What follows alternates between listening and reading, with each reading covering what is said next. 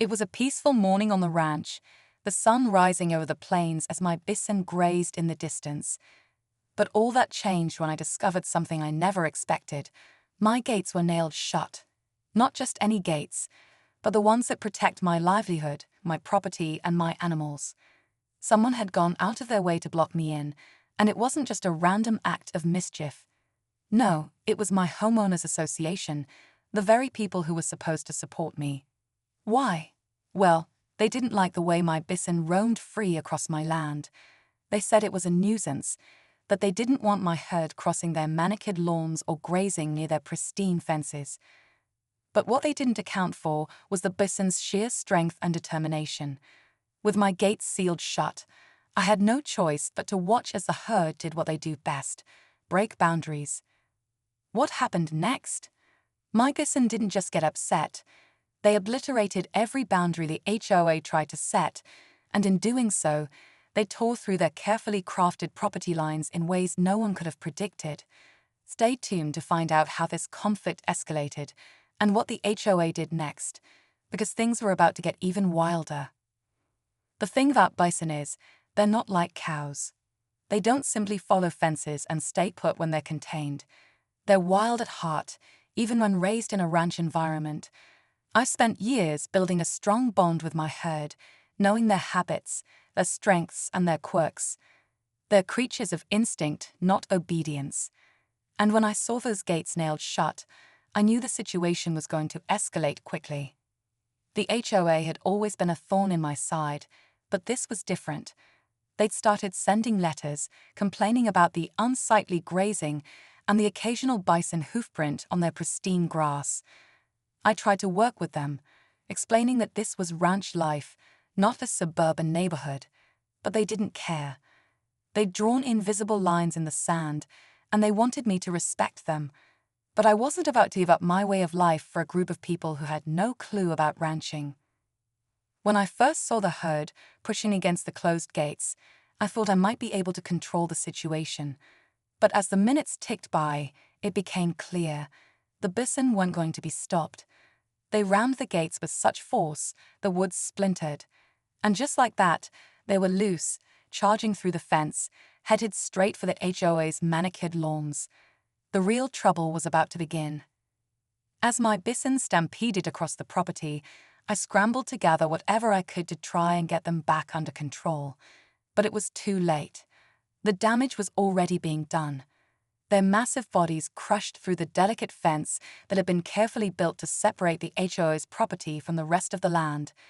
The bison were in their element now, roaming freely, their natural instincts taking over.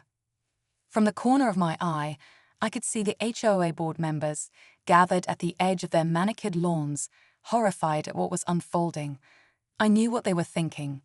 Asterisk, this was it. This was their chance to finally push me out. Asterisk, for years, they'd been trying to push for stricter rules, get me to sell my land, or force me into a situation where I had no choice but to comply with their demands. They had no understanding of ranching life, of the land, or of the responsibilities that came with it. I could feel the tension rising as one of the HOA members, Mr. Bennett, stormed toward me, his face red with anger. He wasn't the type to talk things through. He was the type who made decisions on his own, and it was clear he was about to escalate things. Meanwhile, my bison were doing exactly what they were meant to do: forage, graze, and push boundaries. But the real problem wasn't just the physical damage. It was the deeper issue, the divide between the people who lived here because they loved the land and those who had come only for the luxury. The HOA wasn't about understanding the complexities of living in rural areas. It was about conformity and control. And that control was slipping away with every hoofprint my bison left on their pristine lawns. I tried to call Mr. Bennett over to talk, but he was too far gone. His eyes were locked on the wreckage, and I could hear him muttering something about legal action. I knew right then this wasn't just about fences anymore. This was a fight for my way of life, and things were about to get even messier. The chaos was building faster than I could process it. The bison was spread out across the HOA's property now, grazing and pushing through anything in their path, oblivious to the damage they were causing. I could hear Mr. Bennett shouting at the others, his voice rising with each new disaster he spotted. Someone had called animal control, and I could already see the flashing lights of their vehicles in the distance. This was spiraling out of my control, and it felt like a storm was rolling in. But the worst part wasn't the bison. It was the HOA's attitude. They weren't interested in working things out.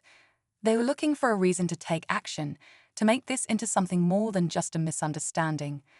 I had a sinking feeling that this wasn't just about property lines anymore. It was about power. About who could control the land, who could dictate what lived on it, and who could push others off when they didn't fit the mold. I tried calling my lawyer, but the phone was drowned out by Mr. Bennett's escalating rants. "This is what happens when people like you don't follow the rules," he yelled at me, his hands flailing in the air. The more I tried to calm him down, the more agitated he became. This wasn't just a simple argument anymore, it was a full-on confrontation. It was clear the HOA wasn't backing down. As the animal control trucks pulled up, I could feel my heart pounding. I had no idea what they would do, whether they would help or make things worse. I had a ranch to protect, a livelihood at stake, and now this group of people was determined to make an example out of me. The tension was unbearable as I watched the officers step out of their vehicles, their faces stern and serious. What would happen next? Would I be forced to sell the land? Would the bison be taken away? Or was this just the beginning of something much bigger? My stomach twisted with uncertainty as I braced for the next move. The HOA had pushed me to the edge. The question now was, how far would I go to protect everything I had built?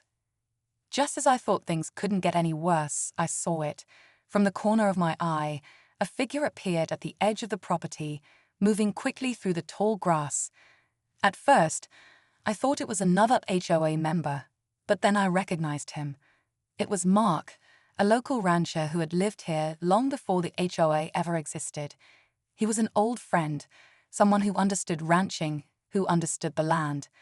But now, with the situation escalating, I couldn't quite figure out why he was here. Mark wasn't alone. Behind him, I saw a few of his workers, all armed with tools. My first instinct was to feel relieved. Maybe Mark was here to help. But then, as he drew closer, I saw the look on his face, grim, determined, like he knew something I didn't. When he reached me, he barely acknowledged Mr. Bennett, who was still yelling at anyone who would listen. "Get your bison off my land," Mark said, his voice calm but firm. It felt like a punch to the gut.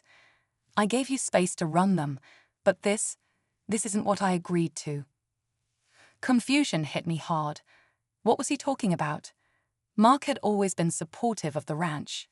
He'd helped with fencing and had even given advice on how to handle the herd in the past.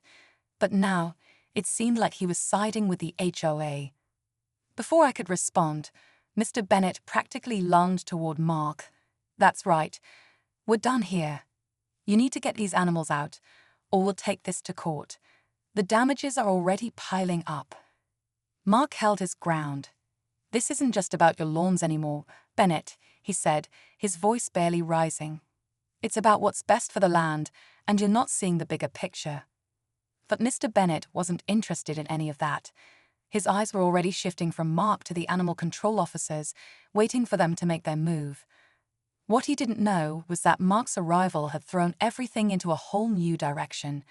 Mark was angry, and for the first time, I felt like I wasn't the only one with something to lose. There was more at stake now than just the HOA and my ranch. The whole community was beginning to fracture. I took a step back, unsure of what would happen next. Mark wasn't just stepping in to help, he was making a statement.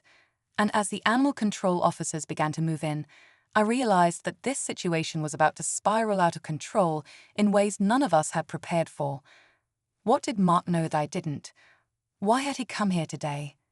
The answers felt just out of reach, and the tension was suffocating, locked on me, waiting for me to make the next move. But I wasn't sure what that move was anymore. This had become bigger than me, bigger than my bison, and bigger than the HOA's petty complaints. There was something else going on, something I hadn't seen coming. Mark finally turned to me, his eyes hard but determined. "You need to listen to me," he said, his voice low enough that only I could hear. "I've been trying to protect you, but you've been blind to what's really going on here." Before I could even respond, he continued, "Bennett's been working behind the scenes to push every rancher out of this area, buying up land piece by piece. Your herd's just the excuse he needed to get you to sell. He's not interested in the fences, the animals, or even the HOA. He's after the land." The realization hit me like a ton of bricks. The HOA wasn't just about rules and property lines. It was about control. It wasn't just my land they wanted. They'd been eyeing every ranch in the area, trying to drive us out one way or another, using any means possible. Mr. Bennett's face twisted when he saw the shock on mine. "You think I'm just trying to get your bison off my property? No, you're the one who doesn't get it. This is bigger than fences and gates. This is about progress, about *development*. I stood there, frozen for a second, trying to process what he was saying. Mark was right. This wasn't just a fight for my ranch. It was a fight for the entire community. Every small family ranch was being swallowed up by greedy developers with the HOA acting as their pawns. But then, as if on cue, one of the animal control officers stepped forward with an official-looking document in hand.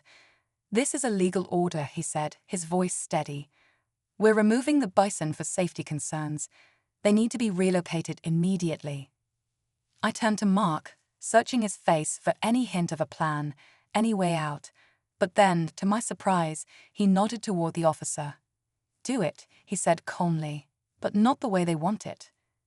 What happened next was pure chaos, but it was the kind of chaos that worked in our favor.